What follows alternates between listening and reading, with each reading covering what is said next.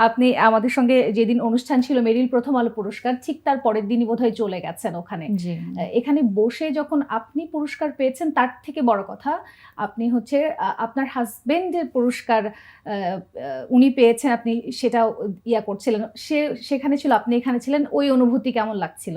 যেই মুহূর্তে আমাদের মেরিল হুম, আ 'প্রথম আলোর' অনুষ্ঠান চলছিল, একই সময়ে ওখানে ওর স্ক্রিনিং চলছিল। তো এমনিতেই আমি এটা নিয়ে ভাববো নাকি ওটা নিয়ে ভাববো, হ্যাঁ, সবকিছু মিলিয়ে একটু থাকে না যে আমি রিল্যাক্সড ছিলাম না। হ্যাঁ। তো একটু একটা এনক্সাইটি কাজ হ্যাঁ, হ্যাঁ, করছিল। একটু অ্যাংশিয়াস ছিলাম। ওখানে কি হচ্ছে?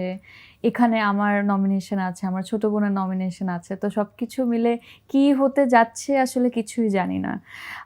বাট আলহামদুলিল্লাহ the night turned out to be very good for us. Or screening হলো, স্ট্যান্ডিং ওভেশন হুম, পেল। হুম, হুম। আম আর এদিকে ও অ্যাওয়ার্ড পেয়েছে বেস্ট ফিল্ম। হ্যাঁ। আ অ্যাজ আ প্রোডিউসার আমি অ্যাওয়ার্ড পেয়েছি।